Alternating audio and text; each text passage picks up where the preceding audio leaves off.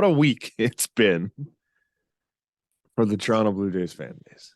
Oh boy. Not even just our fan base, but just for the fan bases of around our sport. Yeah. There's many places I can start with this. Obviously, as the Flight Deck podcast, we are very big Kevin Biggio fans. We are the Kevin Biggio fans. You're not gonna find a podcast that's gonna talk about Kevin Biggio more than us. I mean, for the viewers of our video, clearly he's literally got this drawing. This drawing of Kevin Biggio will fucking tell you how much I like Kevin Biggio. It's we're very biased on this subject. So the reason I say this is that Kevin's name has come up numerous times from all these people that keep pretending that they're sources in trade rumors, saying that saying that the Tigers and the Royals like him. Yeah. Saying that the Royals would the Blue Jays are in for Scott Barlow. And people are just like, all right, Biggio into the sun. And I'm just like, yeah. Now I have many things to say on this subject. I'm gonna start with these losers that pretend to be insiders, starters. Stop. Like, just because, even if you have a source, you have one source that told you something, don't report it. Because there's so many, like, people that do this professionally have enough people to talk to that can confirm these things, and they're not just spewing bullshit into the world. If you're doing it to troll, you're the worst human being on the planet. Plain and simple. There's multiple people, like we obviously know the big ones. This offseason anyway, there's there's Scoops. The nerds is always there. Who's the loser that did this one? It was like something Lions in Texas. That's the one that did. It was Scott Barlow for Kevin Biggio, Trevor Richards at a prospect, and I'm like, just losers. It's annoying. It's frustrating. I hate seeing it. Like, just stop. Plain and simple. Just stop doing it. You're not Jeff Passan. You're not going to be Jeff Passan ever. So don't pretend you are. You're not even Ben Verlander. No. Like, that Brendan whatever his last, I don't know. Bika. He got lucky one time and did it. That might happen to you, maybe. Yeah, but there's no sense in ruining your whole fucking thing for it. Yeah, man, I'm just sick of our boy getting dragged. Like, and now, let's get on to the Biggio part of it. I'm sick of our boy getting dragged, man. It's just like, here's the whole thing with this Kevin Biggio bullshit.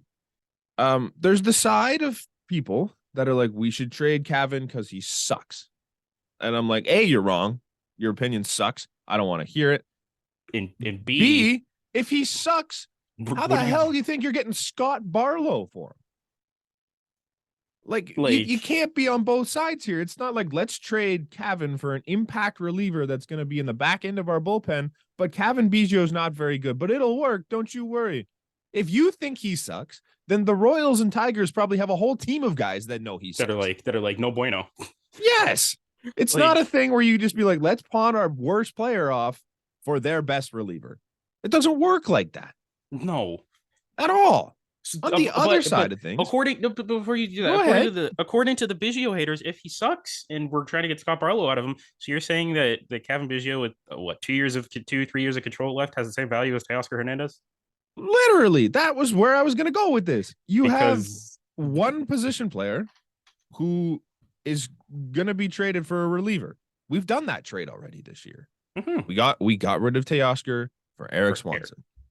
Eric Swanson admittedly had a better season last year than Scott Barlow did. Scott Barlow has a longer sample size is what I'm looking for there of success. And he's got, I think it's like a five something WAR for his career.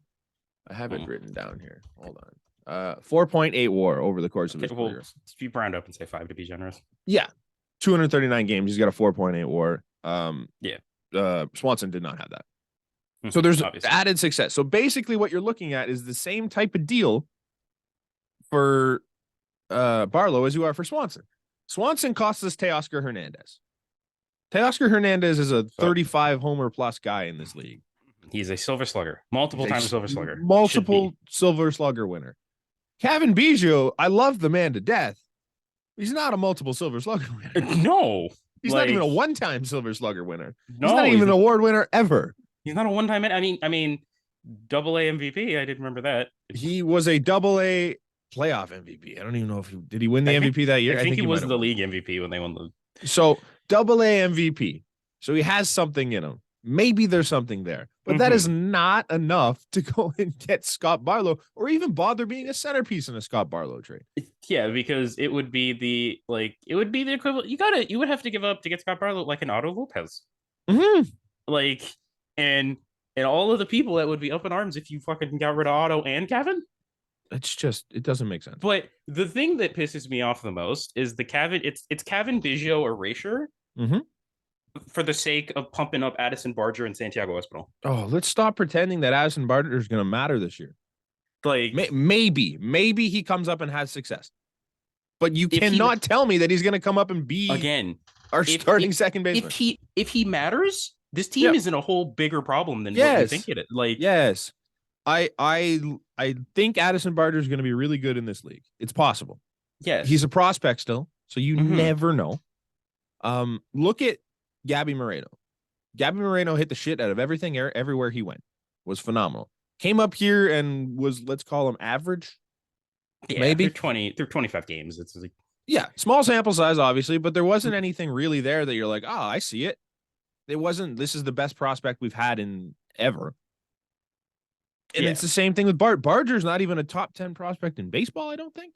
No, he's not. I don't know where he ranks himself. No.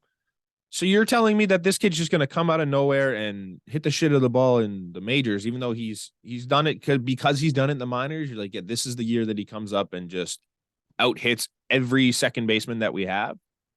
And that's what you're relying on trading Kevin Biggio for a bullpen arm for? It just doesn't make sense. Who sucks, quote unquote, sucks, but is going to get you the value for a impact reliever. Yeah. It makes zero sense.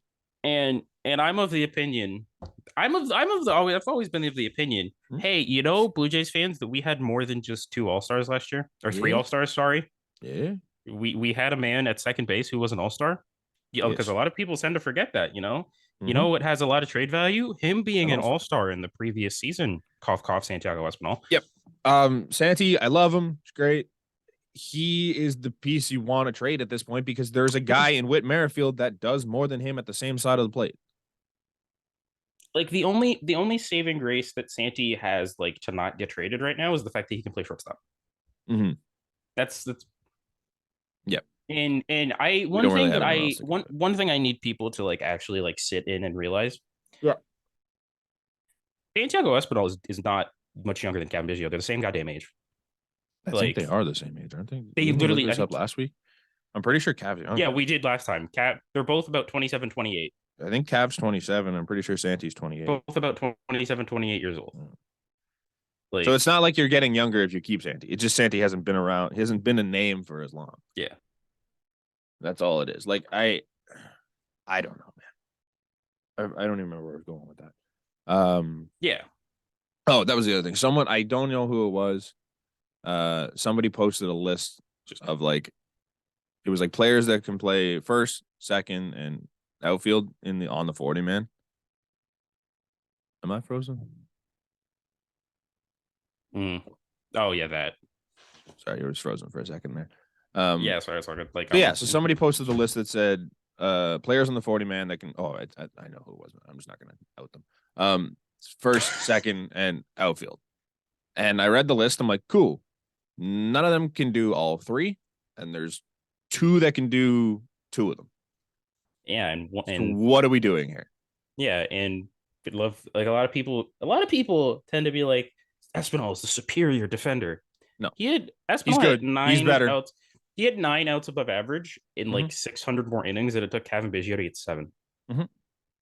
Like, it's just, I don't know. People have it in their head that Kevin can't play ball. And I'm not going to sit out here and be like, no, Kevin's going to hit 25 homers. He's going to hit the shit out of the ball. It's not what he does. Man, like, I don't pretend that he's good. But off your bench, he's a guy that's going to get on base at a consistent clip. He's going to play good to elite defense, depending on where you put him. And he can play pretty much everywhere as long as it's not third. And even if you do stick him at third, it's like... He can play it. You could be a lot worse. You could be worse. It's just I don't get it, man. The only one that I think has more positional value than Cavan on this team is probably Witt. Because Witt can play literally anywhere, and it's crazy. But there's nobody else on your 40 man that can do what Cavan can do. I'm not even against trading for Scott Barlow. I think Scott Barlow can help this. Yeah, dude, I'm so in for Scott Barlow. Like, obviously that makes sense. I just don't think Cavan's the piece to do it. No. When you have Santi, who's kind of blocked off right now, and you have a bunch of prospects that you have no idea where they're going to fit in this organization. That are all mainly infielders. Mainly infielders. We have a billion infield prospects. Yeah, we haven't. What was the last outfield prospect that we built up? And you can't say Lourdes because Lourdes came as an infielder. Palacios? Was he always ours? I don't really know. I don't remember. He might have been. Yeah, I think. And he didn't really pan out. Teoscar doesn't count because he came from Houston. Yeah. There's not many. I can't think of any right now off the top of my head. Like Kevin Pillar. I guess. I don't know if there's anyone in between that. It's yikes. We don't have outfielders, but we have a plethora of infielders. And we have guys that should be signed long term in our infield that are kind of blocking off all these prospects. I don't know. It's not a deal that I would make. I would use someone else. I would use any of the future pieces. I don't care about prospects.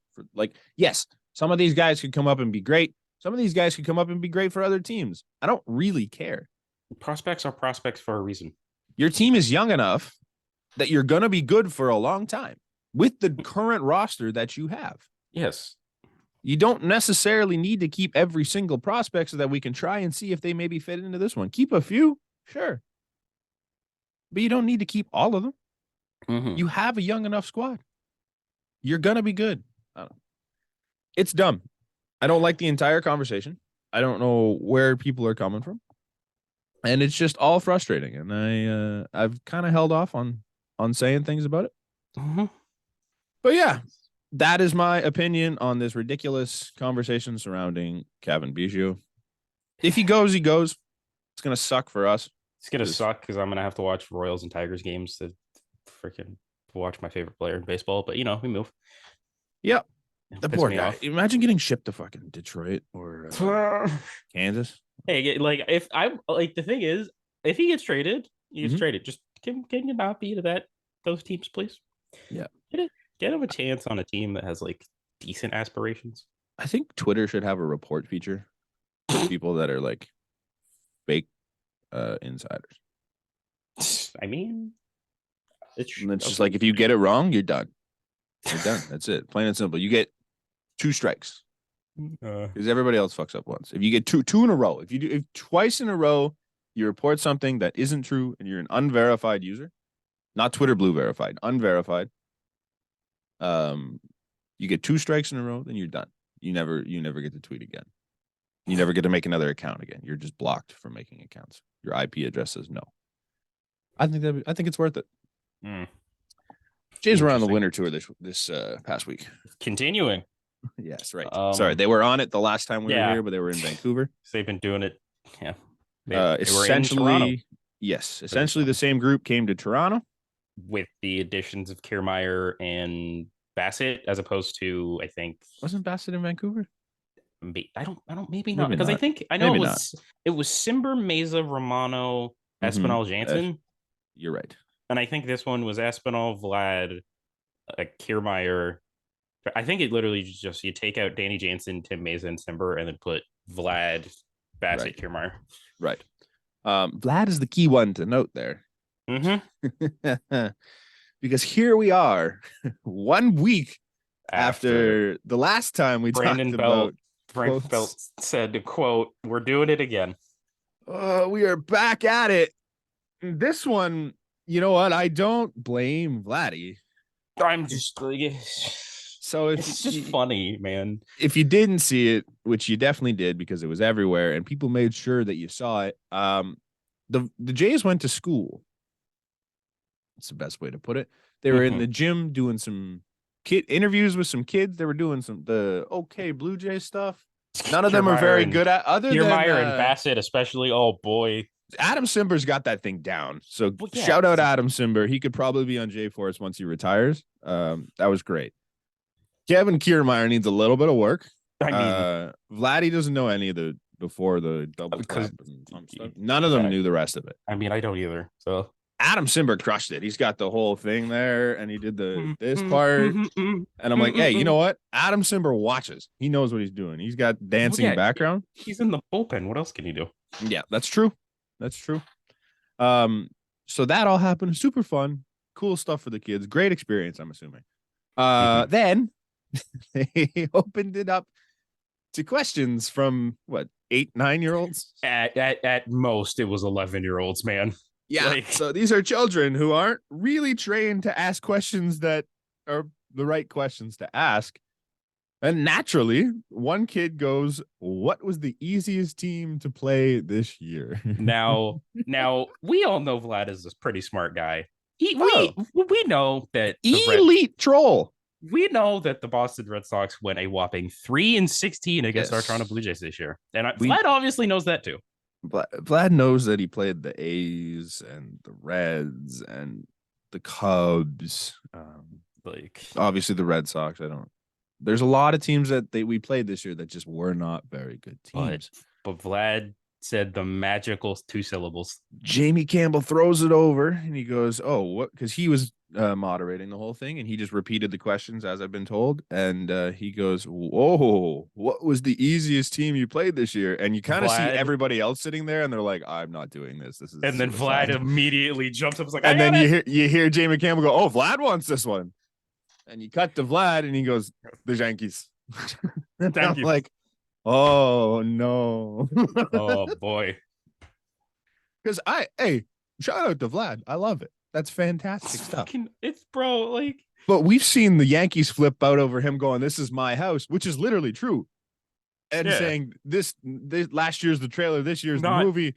That was also just pumping his own tires. It's really not that big a deal. He never once said anything about the Yankees. This one is funny. This was directly saying that the Yankees stink, which, hey, I don't disagree. Screw that team. But it's just funny that everybody went, "Oh, hey, 11 and 8. Literally, instantly. Lindsey Dunn tweets that video out, and instantly the Yankees fan find it, and it's just fat man, fat boy. Like, what? Man. 11 and 8. I heard that so much. I'm just like, 11 and 8 is the difference of a 2-game swing, right? And we played 5 one-run losses. Also 4 one-run losses. Also, in the last 2 years, the Blue Jays and Yankees regular season series is 11 to 8. I mean, not 11 to 8. Sorry, 19 and 19. Yes, we're even in 2 years. Yeah, last year, the question was last year, so I'll give it to the Yankees fans on that one. They did. But it's just like they did have a better record last year. However, we're talking about 2 games. Yes, it's 11 and 8, so it's a difference of 3. But it's 2 games because you're playing each other. The swing goes the other way. If we win 2 of those 1-run games, it's now 10 to 9, us, whatever it is, whatever that swings into. It's dumb. No, 10-9, because they would lose 2, we would gain 2. Oh, you're right, dude. It's dumb. Trying to say you guys were that much better with an 11 to 8 sample size is ridiculous.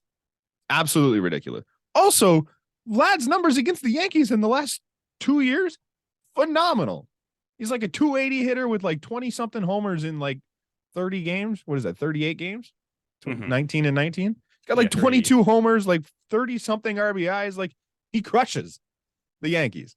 So it's not far-fetched to say after hitting 3 home runs this year in 1 game, 2 of them off of their supposed ace, it's not far-fetched to say, yeah, I don't mind playing the Yankees, especially because it pisses them off. It clearly worked. It worked. And the thing is though, you're not guaranteeing you, like Aaron Judge and all them, they didn't care. They didn't care. No, they don't give a shit. Garrett Cole might have because he's a pussy. But Garrett Cole probably cared. He's like, what did he say? Well, for stood up in his living room. He goes, for Pete's sake, we're gonna get him. I'm gonna walk over to my front door and yell at him. I'm gonna walk past my Audi sign. Just Brutal. Like it's dude. This led to many discussions about Yankees fans. I've been on them for the whole time because it's fun. Multiple. I have a lot of fun with it. Mm-hmm. And then people created like tier lists. This all happened around the same time. This wasn't even us. This is an Orioles fan created a tier list, and they put us in the worst fans of all time. And I'm just like, I'd like to say I'm super proud of that one because there's nothing better than just pissing off the rival fan bases. I don't think you should be friends with rival fan bases. This is my personal opinion. No. I don't like the Orioles fans. I don't like Yankees fans. I don't like Red Sox fans. I don't think there are Rays fans. So there's nothing really there for me. Yeah. That's it. That I don't have a reason to be friends with these people. No, it's not even like, dude, it's not like the NHL where Leafs and Habs fans can kind of coexist because you live in the same country. Mm-hmm. You're close. We are literally the only team in this country. Yes. There's no reason to be friends with people that are Yankees fans. Nope. Especially Yankees fans. Yankees fans are just different breed. Yeah, and if you're a Yankees fan living in Canada, what are you doing? Leave. It's just not it. Did I write that tweet down? I don't think I did. The one no, I didn't. Okay, so there was one tweet. Again, didn't pay attention to who it was, don't care. They put out one of those tier list things, and it was a 3-tiered thing. It was said like elite fans. The bottom one was I don't know, something along the line of bad fans, and the middle one was has some good fans, has some bad fans. And he put every team in there. And I'm like, your list sucks. Everyone's talking to him like, yeah, this is great. This is how it should be. I'm like, fuck that. I mean, absolutely fuck that. No, I'm not here for any of that. You cannot tell me that the majority of Phillies fans are good people. It's just not a thing, man. You can't tell me that the majority of Yankees fans are good people. Red Sox fans are openly racist in their own ballpark. To their own tell players. Me that there's good and bad. There's a lot of bad. A lot of bad in all these fan bases. You can say there's a couple good ones in each fan base. Sure. The Yankees rumored to have a couple good ones. Everyone's like, oh, so-and-so. And I'm like, I can't stand so-and-so, but sure. I'm sure he's a nice guy. I can stand one Yankees fan, and his name is Joe's McFly. See, even Joe's gets annoying at times. Oh, he does, but it's just but like, he does it like he does I tolerate you because you're entertaining. Yeah. I like Jake. I've openly said I like Jake. John Boy can get annoying, but he puts out good content. I want to talk about John Boy in a minute. No, not right now, but in a minute. Are we? Is that because of the changes that we're going to talk about? I don't think so. Okay, well, I'll bring them up during. It's just a thought in my head. Okay. So yeah. I do like a couple of them. They have a couple of good ones. Everyone mentions Gabe. I don't really like Gabe, but I have nothing personal against Gabe. It is what it is. But there's just a lot of shitty fans on it. A lot. More bad than good in Yankees fandoms. More bad than good in Red Sox fans. More bad than good in Phillies fans, if I'm being honest. And I love the Phillies. Mm-hmm. You cannot tell me that all fan bases are built the same. No, not in the slightest, not man. At all. Orioles fans, I don't know where people are getting good Orioles fans from. I feel like I might be the only one that had this experience with them, but like I have never had a good experience with Orioles. I'm blocked by more Orioles fans than I am Yankees fans, I think. Which is nuts. I mean, that's a strong percentage because the lack. Yeah, all 7 of the 12 fans block me, I think. Yeah. Yeah, I don't really understand. That whole thing came out and everyone's like, man, I like Orioles fans. And I'm like, what? Like they're in the bottom 2 of my tier. Yeah, it's crazy. Yeah, fan bases. You don't have to be nice to everyone in this world. No, that's kind of the moral of my story. You have no reason to be nice to these people. It's sports. It's not supposed to be nice. We can stop pretending that sports are real life. Real life isn't nice. It is what it is, man. Where was it? I think was there anything else that came out of winter tour? They kind of went on like a whole tour. It's kind of funny. I mean, the fact that Kevin Kiermaier is now everyone's favorite Blue Jay. Right. we briefly touched on Kevin Kiermaier last week because he was at the Leaf game and he was hyped and it was fun. That happened the night before our podcast, so that was the only bit of. But oh my god, this man! I'm going through the wall. I'm going through the wall for Kevin Kiermaier. I'm not even afraid to say it. Oh, he's one of my new boys. I hope he succeeds endlessly. Yeah, so are we officially in the this will segue into something that we have to talk about a little later, but not a direct segue. Is he entering the flight deck guy of fame? He might be. If you think he's a guy and I think he's a guy, I think we got instantly go into that. I think we have 4 guys that are consensus. Who's in the flight deck guy list? It's Cav, Jano, Chappie, and Barrios. Barrios. I think we have 4 or 5 guys, and then there's a rest of, like. And we don't dislike anyone on the team, but I think that's the guys of the flight deck podcast. I think give it like a month or two, and I think Dalton Varsho gets in there. Sure, I haven't seen any Dalton Varsho content with the Jays. So yeah, I mean, his walk-up song is "Up Down" by Morgan Wallen. It's already right. He's already on the good books. So, I definitely think Kevin Kiermaier super likable. I think he's always probably been super likable, but I've just hated him because he's a Ray. It's just because he's on the Rays, and honestly, he has a very. If he's not on your team, you can see why the term "smug face" comes about. Now we go. I would hate playing. Like his mannerisms are super like in your face about it. He did that like when they went and looked at all the construction and stuff. He had he had like the whole construction gear on, and he like storms into the clubhouse and just like poses. Like puts his foot up on the couch and just looks like a Superman pose. That's my guy. This is just in a room full of influencers, minor influencers, but influencers, and he just walks in and he goes, "Yeah, I run this shit." It's just like, yep, that's my guy. Love him. By outfield. So yeah, Kevin Kiermaier is he's gonna be a great 1-year guy. He's a flight deck guy rental, but it'll be fun. I'm excited to see it. I really hope it works out. I do too. Like he doesn't have to hit the shit out of the ball. Just be above average to great defensively and just get on base a little bit. That's all I need.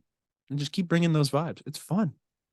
We got all these vibey dudes now. We criticize them being vanilla, but I think Kiermaier brings the vibes. So I mean, is this vanilla vibes? Vanilla vibes? French? Are we bringing back the term French vanilla vibes? I think we should have a Starbucks drink. One day we should be sponsored by Starbucks, and we'll bring out the vanilla vibes. We need. We've been in the background talking about merch for those who don't. I mean, vanilla vibes absolutely has to be a shirt. Vanilla vibe guy. Vanilla vibes. Are you a VVG? VVG baby. Vanilla vibes guy. Vanilla vibes. We're absolutely making a vanilla vibes shirt. And then Danny Jansen is an FVV. A French vanilla vibe. French vanilla, but we're definitely making a vanilla vibe shirt. I'm putting that on the list right now for shirts we need to make before I forget. Yes. I have some stuff in the works, by the way. I'll show you after the podcast. All right, that's perfect. Little teaser for anyone that folks, we're moving up in the world. We're doing some more things. We appreciate all the love. Yeah. Because something we want to give stuff away. Yeah, just to come back in the curtain a little bit. Our last episode on YouTube. Surprisingly, it's the second most watched video version of the podcast that we've ever done. The one before was our very first one. Yeah, the one before that episode was the most listened to on audio. Our Brandon Belt welcome. No, it wasn't even that. Which one? It was the it was the first time we signed Brandon Belt. It was because there was the Brandon Belt there was the Brandon Belt signing announcement, and then last week was the quote, and then But yeah, we're moving up in the world, and that's thanks to you guys. Brandon Belt. Sorry, I was thinking Chris Bassett for some reason. But yeah, so thank you guys. We're going to be doing some things for you here if we can. Hopefully in the near future. I'm working on it. Yeah, seriously. And speaking of doing things. And we brought up Gavin Kiermaier with the hard hat and the equipment. The Rogers Center becoming way more hitter friendly. Oh yeah. Because we didn't have the walls last time, did we?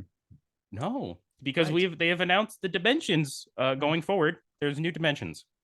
Down the lines in left field and right field respectively. Staying the same at 328, which is, it's not 315. It's already kind of hitter friendly as it is, but it's not 315 with a 5-foot wall. Center field goes in from 400 to 397, and I do believe that wall is going lower. There's like the center field wall. Now here's where the big changes occur. Yeah. Left center field goes from 375 to 366. And right center field, Allie moves in from 375 to 357. It's The good thing gentlemen, we brought in a bunch of lefties. you buy your Dalton Varsho and Kevin Kiermaier and Brendan Belt and Kevin Biggio stock. I was gonna say, circling back, we just moved the wall in 20 feet. Maybe we hang on to Kevin for a year. Maybe we hang on to as many lefties as we can. Like, maybe, just maybe we give it a year before we go, we'll give up. Because he has warning track power. Kevin's always had warning track power. He hits those looping fly balls to the warning track. That's no longer the warning track this year. Yeah, that's the seventh row. And maybe the higher. Thing is, this is where I wanted to bring up John Boy. Because they talked about it. They talked about this specifically. Okay. And they just completely omitted why they're changing what they're changing. They're just like, oh, they're moving it in to make it more hitter friendly and da da da da. And it's just like, no. But I mean, no. They're changing the entire back of the stadium. Yeah. And I would much rather a team change it this way than do what the Orioles did. Yeah, and it's just fucking push your shit back 40 feet. Make it impossible to hit homers to left field. And Lewis did also bring up a really good point that if you remember the mock-up images that we've seen of how the bullpens are going to be, that's literally just what it is. It's because the bullpens are raised now. Yeah. That's what's pushing the walls in the gaps. Yeah.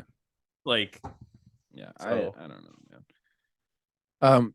I can talk about John Boy for a second. I love John Boy's content. I think they do phenomenal original content. And this isn't just a John Boy thing, but the people that just take other highlights or other people's content and just post it on theirs and put via this person. I know I'm guilty of it. But I'm not an original content. I don't do it personally. It's not on my personal account. I do it on the 8 Sports a little bit. But I don't have very good original content. If you're a content creator like that, you don't really need to take other people's content. Kind of, it's starting to irk me a little bit because they do it. There's a couple other accounts that do it. Even stuff like TSN and Sportsnet, they take other content and the score is really bad for it too. It's kind of annoying. In a world where people can make money off of creating good content, there's no reason to be stealing other people's content and putting it on your own thing, even if you're crediting them. I mean, the best content that I've made is our intro.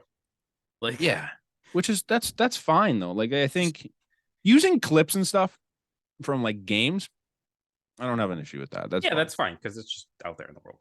Yeah. I do respect the people that do that work for clipping stuff. It takes a lot, but yeah, I did. It's also not your. I did it for the playoffs for our freaking Twitter. Yeah. Oh my god, it was. It's not a lot fun. of work. It's a lot of work. That stuff's a little different. Yeah. But when you're putting out original content, John Boy's really bad for it. They just take it and put they do a whole spiel and then the bottom it's via so and so. I'm I know it works because I've done it and I've seen the numbers that it can do. But if you make your own content, that's really good content. I love the John Boy stuff. I don't think you need to be doing that stuff. It just kind of puts a bad taste in my mouth. That's all I wanted to say about that. We can get back to the Blue Jays. I think we have some Blue Jay stuff left, right? Yeah, we do actually. It's a kind of a semi-important one. Ooh, yes. Because the 2024 or 2023 Hall of Fame class is just the class of Blue Jays now. Yes. It's officially announced. It was Fred McGriff, the crime dog. Yep. But now we have another one. It is our boy from the era of Blue Jays that Brant is currently wearing on his chest. The great logo that we're paying homage to an electric time. We stand Queen Jordan Cichelli. Shout out Big League Chew for liking that tweet of all the Twitters. Appreciate it, Big League Chew. Sponsor us. That's so funny. But Scott Rowland is a Hall of Famer. Now, a lot of people are mixed, I'd say, on Scott Rowland being a Hall of Famer. We can talk about his legitimacy as a Hall of Fame after. Let's just get to the fact that Toronto Blue Jays legend Scott Rowland is the only one entering the Hall of Fame this year. Respectfully, I think that makes sense because there are no other people on that list that I'm yeah, A-Rod. A-Rod's on that list. A-Rod should be a Hall of Famer. Let's stop pretending otherwise. Yeah, his numbers are cheated to get there, but his numbers are there, and I think he should be a part of it. Doesn't matter. Yeah. The rest of the new guys, most of them got snipped on the first ballot. yeah. But so the career of Scott Rowland, he finished with he played. Thanks, you baseball reference. I hate you. 2,038 games. Finished with a 281 batting average, 364 on base, 490 slugging, 855 OPS, a 122 OPS plus, 316 home runs, just over 2,000 hits, to 1,200 RBI, and 118 stolen bases. He is a Rookie of the Year winner, 7-time All-Star, a World Series winner in 2006, a Silver Slugger, and an 8-time Gold Glover, and produced a 70.1 WAR. So he has an F4 of 69.9. Giggity. Now I'm really torn because a lot of his WAR comes from defense. Realistically, yeah, he was one of the best defenders he is one of the best defenders of all time. He also never led the league in anything. One single time. He played for how many years? 17 years. And didn't lead the league in anything ever. Like, I'm not gonna say, compared to who's in there. Like Harold Baines is a Hall of Famer. There's no reason Scott Rowland can't be a Hall of Famer. Yeah, but in the idea of what the Hall of Fame should be, I don't really love putting in guys like Scott Rowland. Personally, I don't know. You could argue with me that he deserves it, but I would prefer to see guys that are like putting up massive numbers and doing damage and like being Barry Bonds as opposed to guys like Scott Rowland. In the spirit of what the Hall of Fame should be. But also, like, the Hall of Fame needs to figure out what the Hall of Fame is. The Hall of Fame doesn't. Well, the Hall of Fame's not the problem. It's the baseball writers. I know, but like, it's kind of what I mean. Like, they need to figure out what they want. But a quick fun fact about Scott Rowland and his Hall of Fame. Scott Rowland's 10.2% on his debut ballot is the lowest to eventually be inducted into the Hall of Fame. He started at 10%, got up to 75. Was his debut last year? Yeah, I feel like. How long has he been on the ballot? I don't know. Good for Scott Rowland. I am happy for the guy. I think it's a huge honor. I don't necessarily think he should have been in, but it is what it is. I think we should change the Hall of Fame voting. I think you should only have one shot at it. I don't think you should have 10 years. That's a little harsh. No, sure. I think you add more votes to a writer. This is the other thing too, is I think you should add more votes for the writers, and they should have to vote. Like you can't just abstain and be like, none of these guys. Nope. Do like how many? Did we ever figure out how many they get? I want to say it's at least 50 something. Like I could be way off there. I'm pretty sure you can vote for like 8 to 10 guys each. Oh, you can vote for 8 to 10 guys. Yeah. Yeah. Like, so let's just say they have to vote for 10 people on that ballot. We drop the percentage down to 70% of the ballots. You get one look at it. You have to vote for 10 guys. You can't not vote. And if you don't vote, you lose your vote. You don't get a say anymore. You vote for your 10 guys. And you don't count towards the percentage. No. You decide first year whether or not that guy's a Hall of Famer, and if you get in, you get in. If you don't, you don't. The only way I say that is because like you get guys that sit there for so long, people are like, oh, but like he was really good. Maybe we give him another look, and he gets a little bit the next year. And you're like, oh, okay, but he's like a great guy. Let's get him. Maybe I'll vote for him. And then like over time, he kind of just gains this little like rally cry, and then that is kind of what's happening with Billy Wagner right now. It happened with Larry Walker. Like, I think right? Like when you hear a name, you go Hall of Famer or not. I think that's all it should be. I don't think it should be this like discussion for 10 years, being like, okay, maybe this year, maybe next year. Like it should be you're in or you're out. Plain and simple. I don't think you should have 10 chances. To answer your earlier question, Scott Rowland got on the ballot in 2018. So this was his 5 years. 1, 2, 3, 4, 5, 6. 6 years. 6 years on the ballot.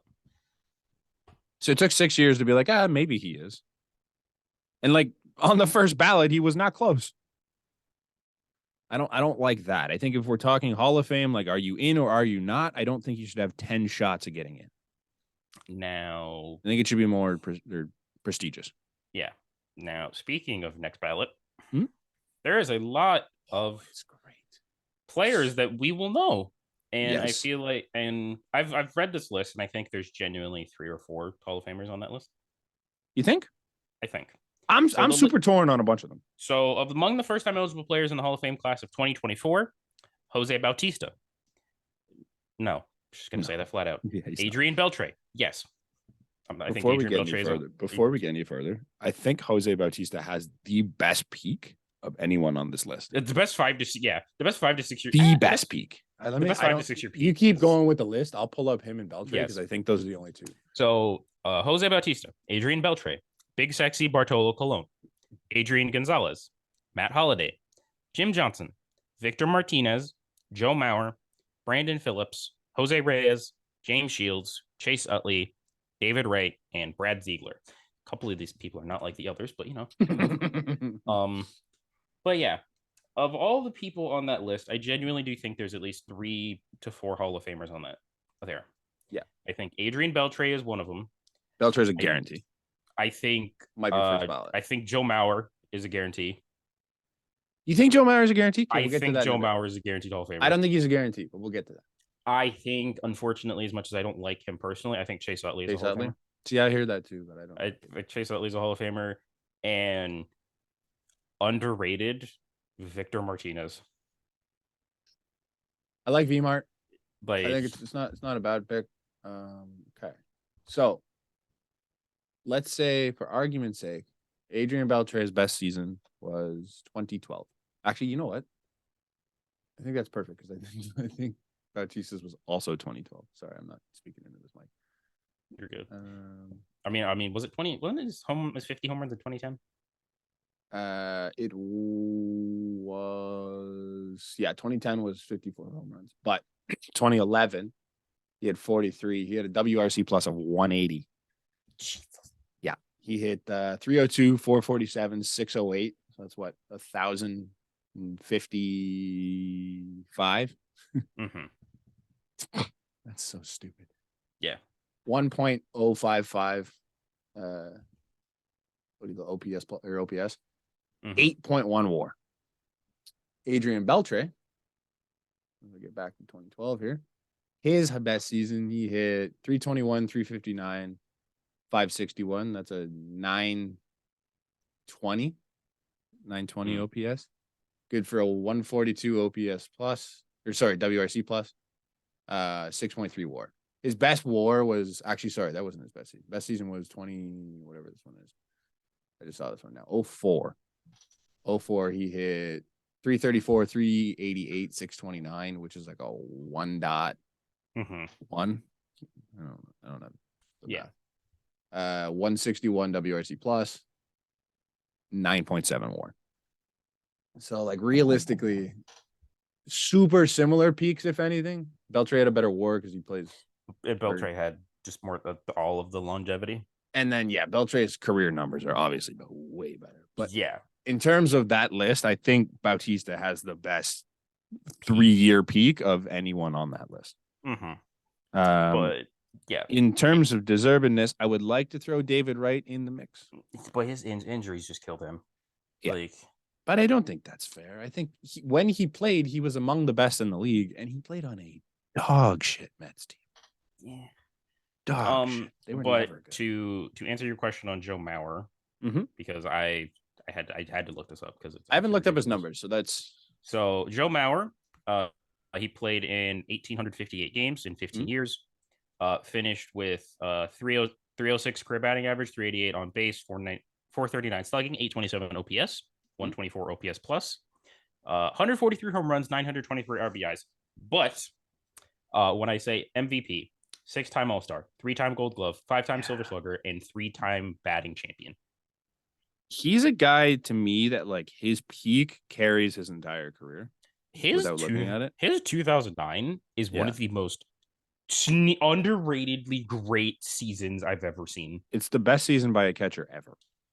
In 2009, 365, 444, 587 for a 1.031 OPS, a 171 OPS plus, 28 home runs, and 96 RBI. And he was an all-star, won the MVP, Silver Slugger, and Gold Glove. Yeah. Like, He also has one of the coolest clips I've ever seen, where he yes, just like snagged the ball without even in Washington. Yeah, and super cool. Throughout his 15-year career, Joe Mauer has only had 1 year where he was below league average. Like, I'm looking at David Wright's. David Wright for his career is a 296 hitter. 296, 376, 491. That's what? 867? I think, right? No. That's not right, but whatever. No, that's right. Either way. 867 OPS. He has a career WRC plus of 133. Career WAR of 51.2.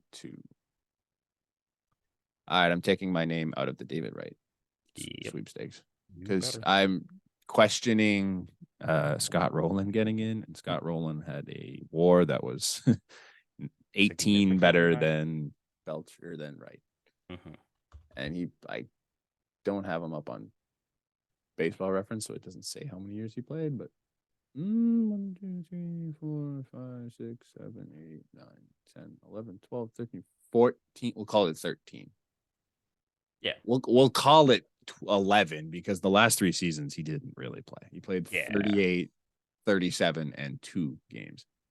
So 11. You know what? I'm putting my name back in the mix. What would you say David Wright's WAR is? Sorry. 51.6. Okay, now another person, the person that we don't hate and the person that you were going to argue against, Chase Utley, is 64.5. Yeah, Chase Utley might be deserving. How long did Chase Utley play? He played for 16 seasons. So he amassed 13 WAR in the seasons after David Wright played, basically. So he was also very good. I was listening to Baseball is Dead, and Dallas said that Chase Utley's standing amongst the players is like really good. I find that shocking because there's that whole thing with Wilmer Flores where he just completely took him out, and like him and Machado had beef, which helped produce one of the greatest mic'd up clips ever. I don't think I've heard that one. Oh, the ump and Terry Collins, the manager of the Mets, after Syndergaard threw behind him. Yeah, okay. So I didn't know that was in the same thing. It's so great. It's because of it was the direct response to the Wilmer Flores thing, like the season after. I forgot. I always see that clip. I always forget where it came from. We've gone way off track on. Yeah, seriously. Hall of Famers. I mean, I wish Jose Bautista was a Hall of Famer. Yeah, but he's probably not. He's not. Okay. In final Blue Jays news, because we have so much stuff to talk about still around the league. Winton Bernard has signed a minor league deal with the Blue Jays. Now, Winton Bernard, many people probably don't know who I'm talking about when I say that. He's the old guy, right? Winton Bernard is a guy that played in the minor leagues for about 11 years before he got his shot with the Rockies. It's a really cool story. It's super fast, good glove, and he's getting an invite to spring training. So nice. Hey, Winton, crush lefties in spring training, and a lot of people will shut up about trading for somebody. Yeah, possibly. Yeah. No one's ever going to shut up about trading for somebody, Connor. We know that. No, I know. There's always a section of Twitter. Bro, they brought up we need so-and-so. With the Scott Barlow thing, bro. They brought up Edward Olivares. I'm just like, geez, guys, we're fishing in the barrel here. It is what it is, man. Hey, this team is going to be what this team is going to be. Yeah, and can't wait for Santiago Espinal to have one set a couple of weeks that are pretty bad, and people are just like, play Kevin more, and it's just like, it's just, I'm on the side of like, just cheer for your whole damn team. You don't need to actively cheer to get rid of someone. We could even just bring some the Kikuchi and like. That's exactly what I was thinking. The Kikuchi shit. I mean, we're not so very unnecessary. The Mitch White stuff, we're kind of hypocrites on. Sure. You know what? Mitch White, we're a little hypocritical on, but it's just like I want Mitch White to succeed. I don't think he should be the 5 starter, but I want him to succeed. I want him to be great. As a fan base, can we just take a look back and think about who we're complaining about right now? Like as a fan As base, our 5-starter. Our potential 5 and like whatever Mitch White's going to be. Long relief guy. And for all intents and purposes, we're complaining about our 3rd or 4th guy on the bench. Our backbench guy. That's who people are bitching about. He's not good enough to be. You can't tell me. You can't tell me that Kevin Biggio is not good enough to be the back guy on the bench. You're telling me that Kevin Biggio is not at this current moment 1,000 times better than Bradley Zimmer, Jackie Bradley Jr., and Ronald Tapia. Oh my God! Yes. Like this is what we're comparing to last year. Like it's just so stupid. It's so stupid. There's no reason to get this worked up about a guy who's going to play maybe 60, 70 games. This is how you know we're like in the desperate periods, because this is what we're talking about. This is what people are talking about. Yes. We're a month away from pitchers and catchers, which is beautiful. Like, but like, holy shit, man, we're in the peak of like, even the people like pining to replace Kikuchi as the 5-starter because this is just not going to work. We're talking about a guy that pitches every 5 days. Like, even if he loses every 5th day, you have 4 legitimately good starters that are going to carve every time they're out there.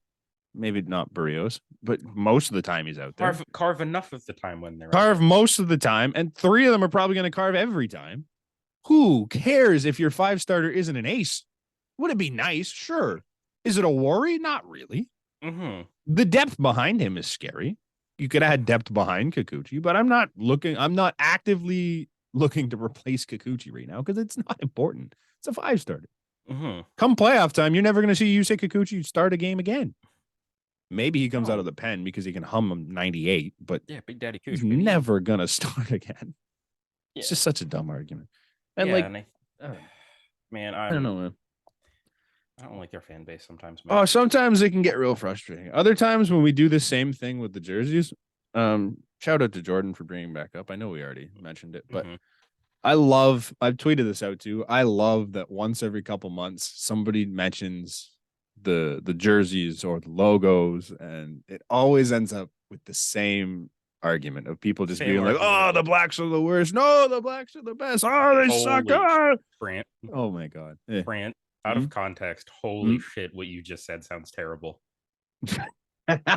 Oh my God. I'm sure that conversation's also happened among our fan base, but we're just that's not what I'm trying to say. Speaking of which, did you see that Reddit post about Bob McCown? Oh, I did. Yeah, Bob McCown. Oh my God. I forgot Bob McCown existed. Yeah, we'll just bring it up quickly. So apparently on the Bob McCown podcast, which you can't really find on YouTube anywhere, because he probably doesn't know how to use YouTube. He apparently said that something along the lines of the team will be better because the Hispanics at the end of the bench are gone. Yeah, basically, it's basically that. It just, there's a reason Sportsnet fired him when they did, and it was the best possible time to fire Bob McCown. Like, it was the same situation. I'm going to get heat for this a little bit because people still defend him. Same situation as Don Cherry. Mm-hmm. If Don Cherry's still on CBC today, he's just throwing take after take out like that. He still does it on his own podcast. He has dumb takes, but nobody listens to it, so nobody cares. No. It's the same thing. Bob McCown's still saying dumb shit. He was saying dumb shit when he was here. Now he's gone. He's got his own platform to say dumb shit on, and we can just pretend it doesn't exist. I've been doing it because I forgot he was a person. I found it. Apparently, the direct quote is, the team will be different because the Hispanics are gone. The Hispanics all sat at the end of the bench. Now, in fairness, without context, it's not like he's saying the team will be better. I'm not going to say that's not what he meant, but it's just like that quote itself didn't say the team is better because we're more white. But I think that's what he's getting. Because like you could have just said, the team will be different. There's no Teoscar and Lourdes. Yeah, the characters on the team are different. There's a lot of ways you can go about that without just like fully blaming the Latino community of the team. Latino and Hispanic community. Especially when you still have your main guys are still Vlad, still Manoa, who I'm pretty sure is some Hispanic background. I forget some Hispanic, and he's also from Florida. Because he's not pitching for the U.S. He's pitching for someone else, isn't he? I believe. Either way, you got him. George Springer's got Puerto Rican, Cuban. think it's Panamanian. No, Oh, God damn it, I we're don't doing know. terrible. I, We're doing yeah, terrible here. I don't know these offhand. But yeah, Barrios is Puerto Rican. Like half your Like, team is still Jimmy, Latino. Jimmy, like your team is still pretty Latino heavy, and to say that we got rid of the Hispanics, Manoa is it's just a Cuban. dumb take. Cuban, okay, Cuban descent. just a dumb take. Like, It's just dumb take. That's all I can say. Yeah, no, the jersey conversation is super fun. I lost 4 followers on TikTok because I posted about the black jersey. Like within like 20 minutes, I'd lost 4 followers. I'm like, that's hilarious. Wow. But yeah, it is what it is. I think we're out of Blue Jays news. Yeah. Yeah. That took us an hour. We had a lot to say. You did tweet out that we had a lot. We did, because it was factual. And we said a lot. We're not done saying a lot, I think. I'm not done saying a lot. No, I'm not either. And I now realize that the choice of jersey is probably very poor, and considering what we're about to talk about. Yeah, that's a tough one. Yeah. Well, depending on if they suspend him or not. But I'm going to take a quick pause. Just a second here. So, do we start? What do we do? Do we want to start with the Angels, or do we want to start with the bad shit? Can we start with the Angels? Because we'll start with the Angels. So for the while there, the rumor was that the Angels were going to be sold, and that was, I don't know if we call that good news or bad news or any news. It was good news for Angels fans, I think. Is it though? I don't know. Again, baseball is dead. Brought up the point. It's just like, it's not like the owners are the problem here. They're spending money. Artie Moreno is just like, here, go buy people. And they're like paid Mike Trout. They paid for Shohei. They paid Rendon. They paid Justin Upton. They paid Justin Upton. They paid a lot of guys. They're just not good. Even going back, they paid Albert Pujols. They paid Albert Pujols. They paid CJ Wilson, if you remember him. Paid CJ Wilson. They pay guys. So the ownership. Josh Hamilton. Thank you. The ownership really isn't the problem here. The problem is that the Angels fucking suck. Pardon my French. Mm-hmm. They stink, man. Like, you need a new GM, a new team. You need to gut it and try again. But ownership wasn't going to matter. Unless ownership saying like, no, we can't get bad because we need to stay relevant. That would be the only thing that you could blame ownership for. But you can't blame ownership for trying. Like, he has done everything he can to put together a good team in Anaheim. It just has not worked. Because their GM just can't build a team. No. And I think even if you sell this team, go ahead. I mean, even their team now, I kind of like on paper. Every year on paper, they seem okay. Lineup. I really like their lineup. Yeah, their lineup should be great. It's just the pitching, other than Shohei. They just can't pitch. They can't pitch. Like, even if you get a new owner, I don't think that changes the Shohei situation at all. Shohei's gonna get paid, and he's gonna go wherever he wants. I don't think it's up to the teams at this point. I think it's up to Shohei. Everyone should be in on Shohei, and Shohei could go, I want to play in said city. That's it. That's the only. It doesn't matter who owns the Angels. It doesn't matter how much money they have. It matters is, here's $500 million from whoever wants to put that on the table. You take your pick. If you don't want to play in Anaheim, then he doesn't want to play in Anaheim. I can see him being loyal to staying there, but the owner's not going to change that.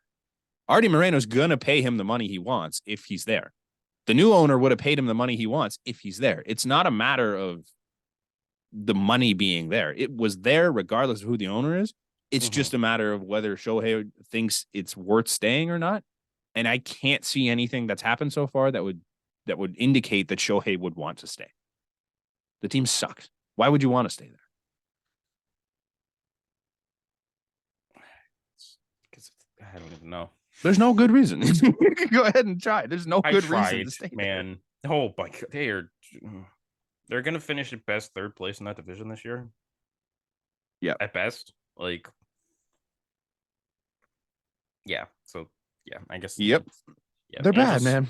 Angels suck. It's never gonna change, even though you had two of the best talents of your generation. And on to now we can get to the shitty. Now we can get to bad stuff. And just before we do that, I'm taking off this jersey because I can't really be associated with the team that this man is currently on, even though it's my second team. It sucks. We're just gonna do that real quick. While Connor's doing that, earlier in the year, the Chicago White Sox signed Mike Clevenger. I think it was only a 1-year deal, wasn't it? It was 1 year, like $8 million, I think. Yeah, so he gave him a little contract, little prove it deal. The only thing he proved is that he's a gigantic piece of shit. I mean, any friend of Trevor Bauer's is a fucking piece of shit. Yeah. Probably. Like, yeah. Mike Clevenger, noted piece of shit before this, though, in fairness. Oh, yeah. This is not the first time the Mike Clevenger stuff. This is just like criminally piece of shit. He's currently. I don't even think it's the first criminally piece of shit thing he's done. No? Maybe not. Because I think this has been a continuous thing. Yeah. So, Clev, he's under investigation right now, I think. He was accused of domestic violence and child abuse. Yes, domestic violence. The second one is worded. Yes, domestic violence. Sorry, I'm just fucking athletic. Mike Clevenger is under investigation by MLB following allegations of domestic violence involving the mother of his 10-month-old daughter and child abuse. Does he have another kid, or was he abusing the 10-month? I believe he's had multiple. I think he's abusing the 10-month. What the fuck? And as well as, hold up, this is athletic readers. You don't. Not that it makes it better, but I would hope it's like, not the 10-month-old child. Like, this is just. That's two of the shittiest things you can do as a human being, man. Like it's two people that are like, especially as a professional athlete, that's two groups of fairly powerless people against. You could try and argue and say the woman can fight back, but like he's a professional athlete, so like he's gonna want me, let alone any defenseless woman. Okay, so the woman of the mother of the child is named Olivia Feinstead. She's 24 years old. According to Feinstead, she has detailed to the investigators of the MLB in incidents of physical, verbal, and emotional abuse, including an incident from last June in which Feinstead said Clevenger choked her, and another 2 weeks later, when she said Clevenger slapped her in a hotel room when the team was playing the Dodgers and used chewing tobacco on their child. What the fuck? What? Yeah, and she's also gone on Instagram and shown like scars of the situation and everything. Like, Mike Clevenger is a piece of shit human being. Like, how do you do that to a 10-month-old child? The other stuff. How do you do awful. That to a child? Period. It's a baby, literal baby. It's not even as big as your shin. How the fuck? That's just brutal. Rotten hell. That's all I can say. Yeah, like there's no reason for him to throw him the Trevor Bauer suspension, please. It's a quick DFA. Honestly, it's probably more warranted. There's no reason that Mike Clevenger should pitch in this league anymore, man. He's not even that good anymore. No. See you later. See you later. He's just happy feeting his way into DFA hood. Like, yep. See you later. Yeah. I feel bad for the White Sox. That obviously sucks. Yeah. But what are you gonna do, man? That's just fucking brutal. That's just dumb. Like, that just pisses me off. Like,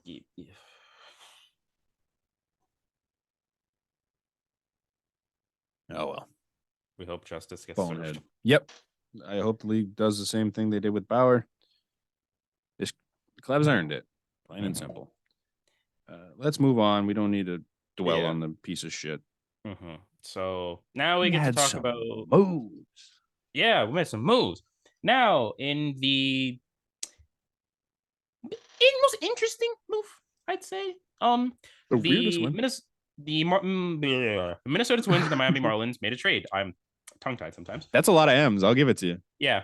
The Miami Marlins got Luis, batting champion, AL batting champion from last year, Luis Ariz. Did he win the Silver Slugger for Util?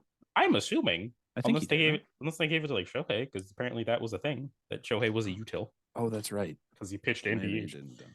And the Twins got Pablo Lopez, shortstop prospect Jose Salas, and outfielder Byron Chirrillo, which they have two Byrons now. Great. So He did win the Silver Slugger. Sorry. Yeah, the Twins needed pitching, and they got Pablo Lopez for one of their better hitters. And now It's a weird move on both sides.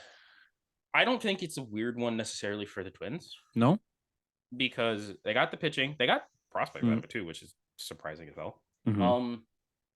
And the problem is that Luis Arraez's defense was just like meh, and so they had to stick him at first base DH kind of thing. Okay, and so like there was more to that, and you get Pablo Lopez who has multiple years of control, like who everybody wanted. Is the next thing on your list here the Jazz thing? Yes, and then but here's the other, and then this is where we make it weird for the Marlins. What are they doing? I don't know, because it is like just before we to the Marlins have now a second baseman at second. They have a second baseman at short. They have a second they don't have a second baseman at second. They have a first baseman at second. They have a first baseman at second. They have a second baseman at short. Second baseman at center. Third. And now, according to reports, Jazz Chisholm Jr. is going to be the center fielder for the Miami Marlins. Jazz, who has not played a single professional inning at center field. Now, granted, Jazz did come out and say apparently that he told the manager and Kim Ng, the GM, that if they couldn't find a center fielder, he would do it. But that's not. I've been that guy before. It's not that. It doesn't really That's work not like that. the fallback, man. Like you shouldn't immediately fall back into. Oh yeah, Jazz will do it. Yeah. Like what? Get a center fielder. I love that they're playing their second basemen everywhere except for second base. Man, like it's just that team. You need to like recognize the team that you're building and realize that your best player. Why are you having your best player out of position? I don't know. Your key piece for the future you have playing out of position. Who plays first? Is it Jesus? Not anymore. No, Jesus isn't even there. Jesus isn't there anymore. It's Garrett Cooper. I need to look this up. Hold up. Why? You're telling me you can't? Who would their backup center fielder be? Do they not have another option? I'm going to check this right now.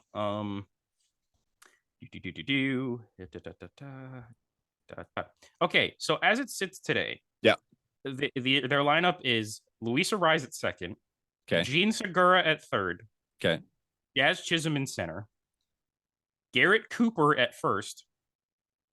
So why you're telling me you can't put Avisail Garcia Garcia in right field, right? Jorge Soler DH. Okay, that makes sense. Joey Wendell at shortstop, second base at shortstop. Brian De La Cruz in left, and Jacob Stallings at catching. Brian De La Cruz is kind of decent. Okay. Their bench is Nick Fortes, John Birdie, Blue Jays legend. Yep. Jordan Groshans, and Jesus Sanchez. Which one of those guys plays center? I know Jesus Sanchez does. Okay. I know Brian De La Cruz has. Didn't Jordan give it a swing? No. Jordan played corners. Like, yeah. But like, man, what is this lineup? Like, what are the Miami Marlins are just mid forever? I mean, dude, they have really good pitching too, and that's what pisses me off. Yeah. Well, they're trying. They're getting rid of it. But still, I don't think this move makes the Marlins better enough to justify this one. No, because what's the one thing the Marlins have always been missing? Power. Yeah. And they brought a guy that doesn't have power. No. Like, and you can say, yeah, Jorge Soler and Avisail Garcia. You're not relying on Jorge Soler and Avisail Garcia every day to do. No. And it's like, it's one of those things. It's like, well, we have a lot of pitching. We can get rid of it. Well, just rely on your pitching. Also, the Marlins are a team that apparently don't realize that you can spend money to bring in players. Yeah. Well, I don't know how many guys want to go to Miami. Nicholas Castellanos, he wanted to. Yeah. Remember before Dieter left? Yeah. Castellanos was going to be a Marlin, and then Jeter left, and he's like, I'm good. I'll go to Philly. I don't get it, man. Like, couldn't tell you. The team baffles me. The Twins still suck. I would just like to point that. Oh, the Twins are still not great. Like, they're still third in that division, I think. Yeah. They're super meh, super boring. I think Pablo Lopez is a great pickup, but I don't think he's enough. Yeah. So they can continue to be meh. Moving on. What else we got here? Some AL East news. Jeffrey Springs got quote unquote paid. It's 4 years, 31 million. It's just kind of like cool, I guess. Congratulations, Rays. And speaking of getting paid, here lies the body of Matt Barnes, murdered by George Springer in 2021 after that 3-run home run. Yep. Because the Red Sox have designated for assignment Matt Barnes. Yep. Who signed a big money deal with them, or a money deal. I shouldn't say big money, but still signed a multiple year deal with them. Yeah, just not good anymore. It's kind of hilarious. No. Like it's whatever, dude. It's so funny. We're Red Sox fans. Can we also add in? We'll just talk about the Red Sox here for a second. We'll just throw in. They also picked up Adalberto Mondesi for Josh Taylor. Now Mondesi is a guy who's played he plays like 20 games a year.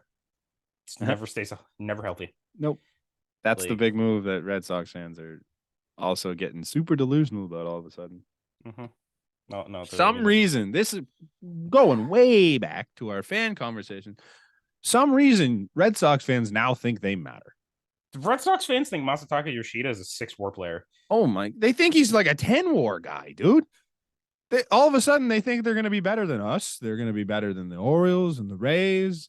Yeah, because they stink. There's that one guy specifically, and I don't even remember his name, so I can't even. He's like Red Sox. The Blue Jays actually traded Teoscar Hernandez, and you're supposed to tell me they improved. They statistically improved. If you're going off of F4, they improved 4 times. Yeah. Statistically way better. The Red Sox, if I'm not wrong, statistically worse. They are Red Sox, especially the Red Sox without right now. Our team, bunch of guys. Yes. They're Dodgers. The Orioles of years past. They're Dodgers East, but not the good Dodgers. But not Dodgers. We can't call them the Dodgers. It's bench Dodgers East. Yeah. Like, because as of today, their catchers are that are on the 40-man. Reese McGuire. Mm-hmm. Their first baseman is Tristan Casas. The second baseman is Christian Arroyo. Didn't they bring someone? Oh no, he's Adalberto Mondesi. Maybe no, Kike Hernandez. Kike Hernandez might be second base. There's some order of Mondesi, Kike and Arroyo and Kike at second and short. But Mondesi's giving you 20 games. Like, yep. Rafael Devers at third. It's good. And then your outfield is Masataka Yoshida, who apparently by all accounts is a shit fielder, and you're going to stick him right next to the wall. Mm-hmm. Verdugo, Alex Verdugo in center, or Adam Duvall in center field, and freaking Alex Verdugo, with the bench being presumably Raimel Tapia and like Bobby Alfaro and Alfaro's not even technically Connor Wong, like. And your top 3 in your rotation is Chris Sale, who can't stay healthy, James Paxton, who can't stay healthy, and Nick Pivetta, who is the most inconsistent. Like, yep. Hey, that's the team you picked to finish ahead of the Orioles. The Sox. Hey, you know what? No. I'm still allowed to talk shit about. It's just Orioles. because, I was gonna say, is it just because you think the Orioles are that bad? I think it's a mix for me, because I guess we're jumping all over the place, but it's a mix. I think they're better. The Red Sox are going to finish higher than the Orioles because I don't believe in the Orioles. That's fair. I don't believe in them. That's fair. But you got to make me believe, because Ryan Mountcastle against everybody else except us is painfully mid. Okay. Yeah, that's fair. I'm not Gunnar Henderson. Gunnar Henderson's a prospect. He had a good like the league has to adjust to Gunnar Henderson. Like, I want to see how he responds to that. As of right now, your second baseman is either Adam Frazier or Jorge Mateo. Like, bad. It's bad. Big man. Wolf. I don't. Your opening day starter is what now? Kyle Gibson, Kyle Bradish, Cole Irvin, who you just got from the A's. Don't count out. Did he win it? Manager of the year, Brandon Hyde. He didn't win it, did he? He better not have. Holy shit. No, he did. He was up for it. I don't know if he won it. I think he might have earned it last year. He took a dog shit team and turned them into playoff contender. No, No. Thank Jesus. It was Terry Francona. Oh, okay. Yeah. 2022 Manager of the Year finalist. But Brandon Hyde. you know why I don't believe in them? Because their own GM doesn't believe in them. No. Well, they brought Because in Cole Irvin. They said they wanted to spend a bunch of money, and you know what they did? They did. They spent it on painful mid. Yep. Michael Givens, Adam Frazier, Kyle Gibson. You traded for James McCann. You traded for Cole Irvin. Like painfully mid. I saw a TikTok.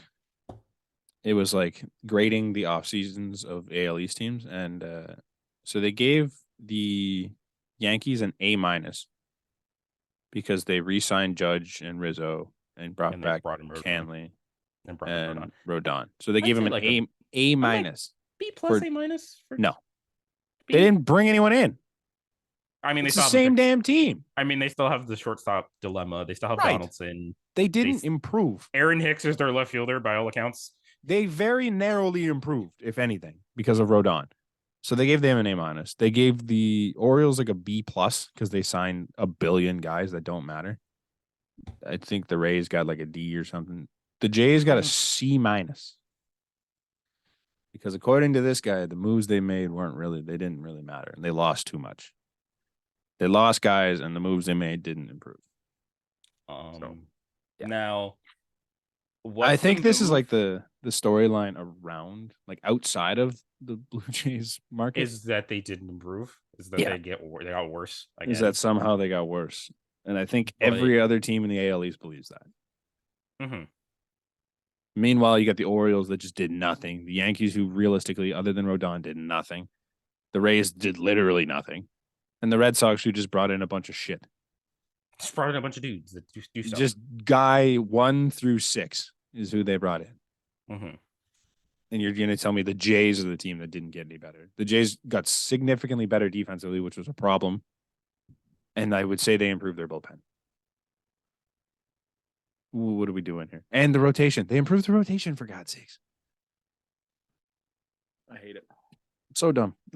Shout out Cole Irvin. Have fun. Is Cole Irvin good? I don't pay attention to the A's. Okay. Well, he had one start against the Jays last year, and that was during our darkest time road trip, where he went 8 innings and gave up only 1 run. But that was during our darkest time road trip. Didn't count. But other than that, it's not great with Cole Irvin. Like baseball savant, a lot of blue, like all of the blue. Last season, 9-13 with 3.98, 128 strikeouts and 181 innings, 1.1 WHIP. His FIP last year was a 4.21. Like, so not good. Not great. He's an Oriole. Yep. To subsidize that, the A's found Jesus. Jesus Aguilar is going to the. I will never, bro. Nothing move. I will never, bro. I will never forget. You remember the Marlins made the playoffs in 2020? And the they had like a T-shirt, like that had something like the bottom feeders. Oh, because really? people called them the bottom feeders. It's like, why are you in this playoff? You're not supposed to be here. And then Jesus Aguilar, after they beat the Cubs, Jesus Aguilar, I only remember this because it's Jesus Aguilar, and he's like, "Don't get mad at us. Don't get mad at us." And I'm just like, I like you now, Jesus. Like, you're funny. I've always liked Jesus. He's not a difference maker anymore. No, not at all. There was like something. Jesus Aguilar's batting like cleanup for the A's, man. That's he hit over 300, but was an under replacement level player. Wait. Yeah. How bad was his defense? I don't know. That's okay. It might not have been over 300. It might have just been in the batting title race, but. Are we thinking? Oh, just kidding. He hits. Yeah, I was about to say nothing. Hit 236. 235. They said that yesterday though. He was in something. He was in the race for something, and he was under replacement level. Crazy. Do we have any more? I guess the last piece of news: Michael Taylor to the Twins. They just have all of the defensive outfielders now. They're just opening up room for Kevin Biggio.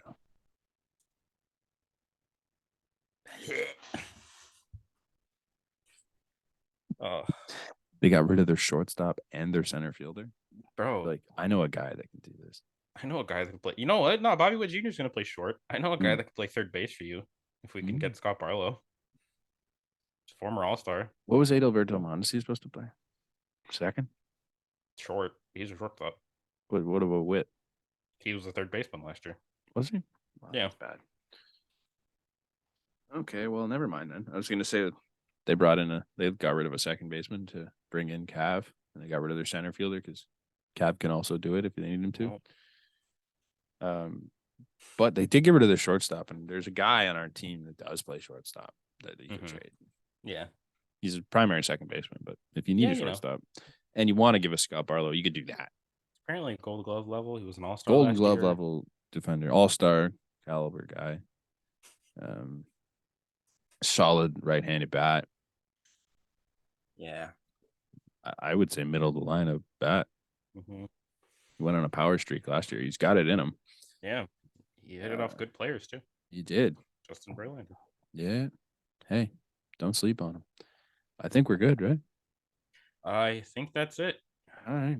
Thank you for listening if you made it this far. Yeah. We appreciate all your support. Had a lot to say. It was not a fun episode. Long episode. It was not a fun one. No. But it was still fun. It's always fun doing this. Oh, it's always fun, man. As always, everything is linked in the description below. We're gonna have some merch eventually. So that link down there that says for more merch and more, it's gonna actually matter. Yeah. French vanilla vibes incoming. Vanilla vibes incoming. I'm excited for vanilla vibes. I know. I want that so bad. We will catch you guys next week. Mm-hmm. Hopefully, Cabin Bijou is still a Blue Jay. We gotta, you know what? If we're back, if we have another surprise episode, you know why. Yeah. In the middle of the week. Yankees fans suck. Mm-hmm. We will catch you next week. Peace.